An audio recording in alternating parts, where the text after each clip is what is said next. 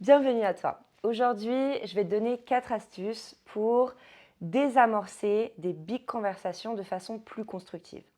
Qu'est-ce que j'appelle big conversation? C'est le genre de dispute sur lequel vous revenez fréquemment et finalement, il n'y a jamais de solution concrète. On tourne en boucle, on met sous le tapis, espérant que l'autre va faire des efforts tout seul, va comprendre notre carte tout seul. On se rend compte qu'il n'y a pas d'évolution concrète, on est frustré et au final, c'est un espèce de cercle vicieux où il n'y a jamais de solution. Le but aujourd'hui, c'est que je te donne des solutions concrètes pour que tu puisses finir de regarder cette vidéo ou d'écouter ce podcast, peu importe où tu le trouves, mais avec des solutions concrètes et que tu puisses les mettre en pratique dès aujourd'hui dans ton couple. Les biconversations, ça peut être n'importe quel sujet. Ça peut être la répartition des tâches ménagères que tu trouves non équitable.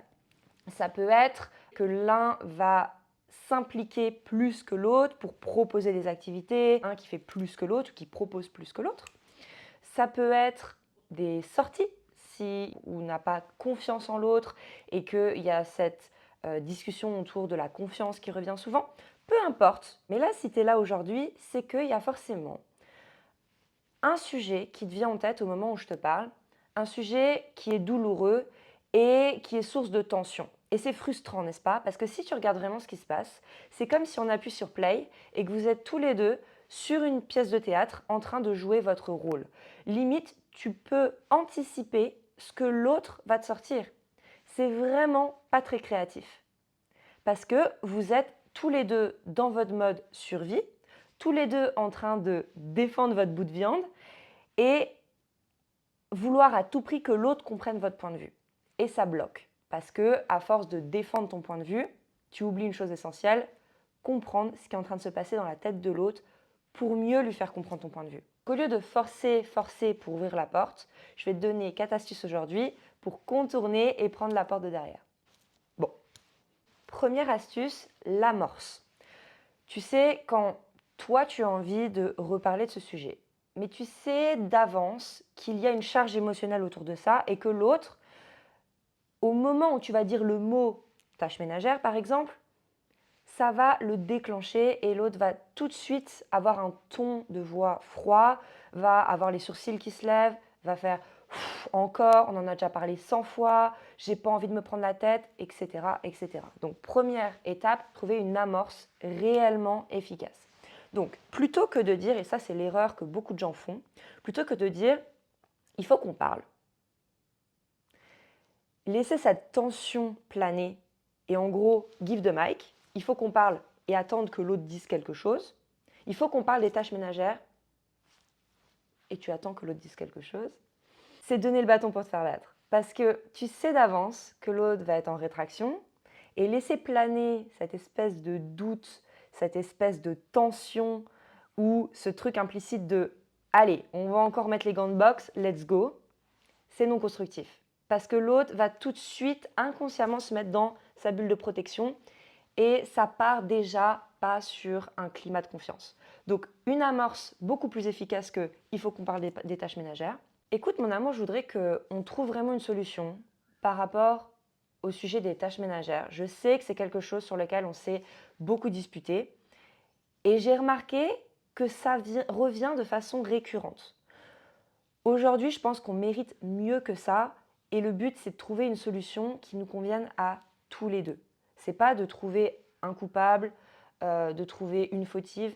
Le but, ici, aujourd'hui, si je veux qu'on en parle, mon objectif, c'est qu'on trouve une solution qui nous convienne à tous les deux, qui soit juste et équitable pour tous les deux. Qu'est-ce que tu en penses?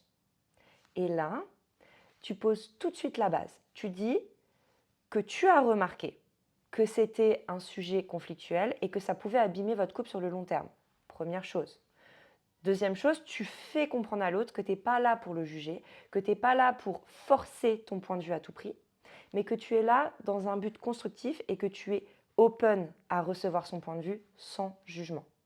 Très, très important. Déjà, une amorce de phrase comme ça, s'il y a vraiment, sur les 4 tips que je vais te donner aujourd'hui, un conseil vraiment majeur, c'est celui-là, c'est l'amorce. Ensuite, deuxième astuce, prendre full responsabilité de ta part. Quand tu prends full responsabilité de ta part, ça ne veut pas dire que tu minimises la part de l'autre, ça ne veut pas dire que tu endosses le rôle de coupable, ça veut dire que tu prends la responsabilité de ta part et que tu montres à l'autre en face que tu comprends ce qui aurait pu bloquer pour lui ou pour elle. Et je sais que c'est tricky parce que souvent, par exemple, si on prend l'exemple des tâches ménagères, s'il y en a un ou une qui a l'impression de faire beaucoup plus que l'autre, et que ça a été pendant longtemps un sujet de désaccord, quand je te demande prends ta part de responsabilité, tout de suite tu te dis je vois pas pourquoi je devrais m'excuser d'en faire plus que lui ou elle à la maison. Ça n'a pas de sens. Ici, le but c'est pas de dire désolé d'en faire plus que toi. Le but c'est de prendre la full responsabilité de ta part. Ça ne veut pas dire que tu minimises ou que tu rabaisses ton point de vue.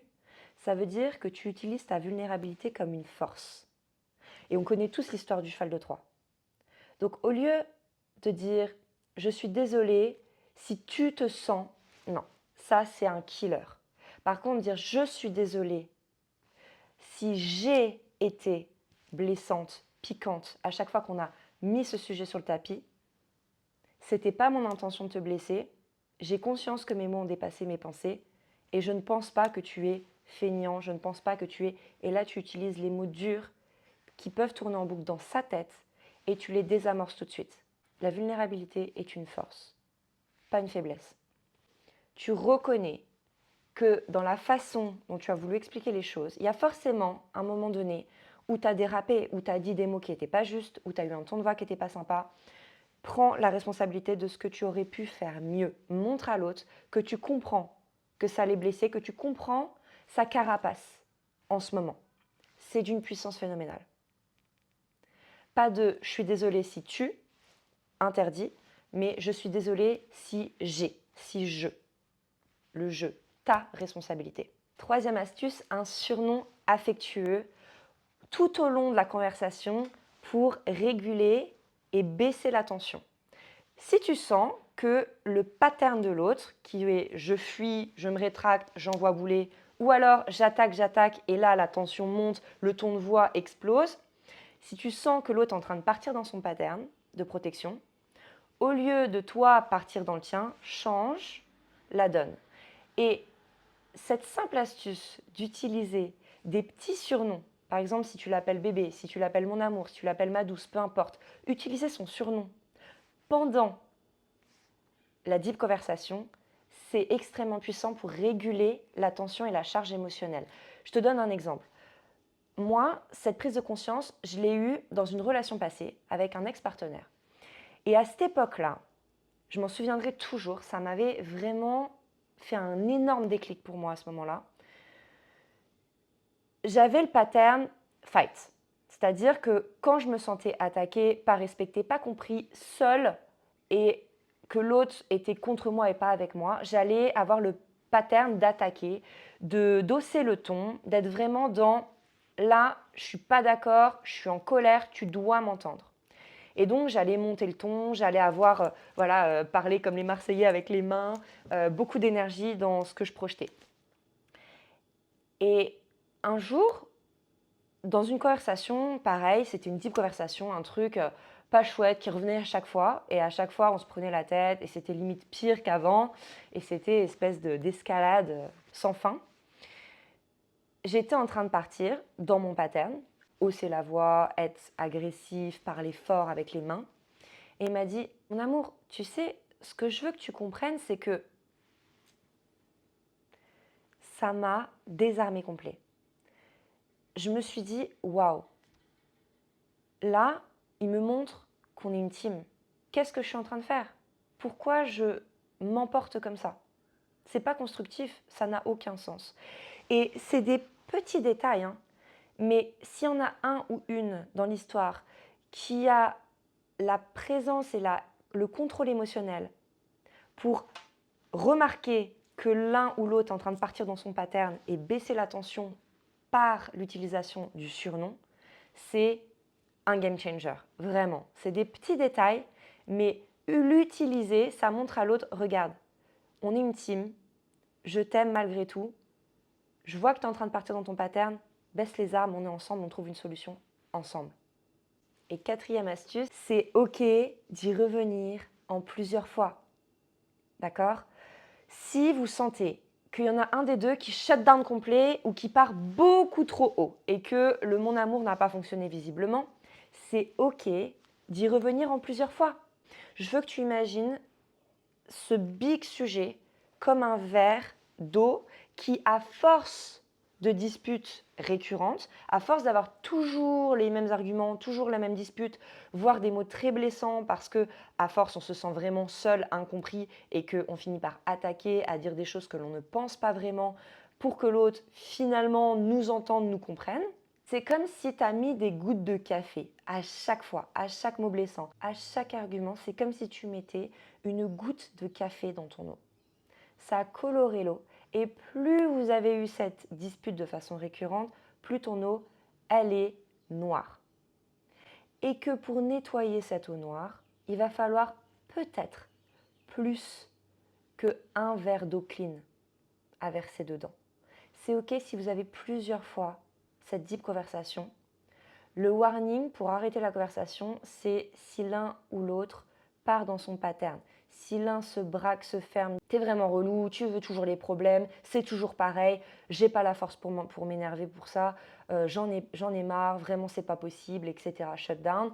Ou au contraire que l'autre attaque, commence à avoir des mots qui dépassent ses pensées, un ton de voix beaucoup trop élevé, le volume, le langage corporel, parle avec les mains. S'il y en a un qui est en train de perdre le contrôle, on met le marque-page, on ferme le livre, on en reparlera plus tard.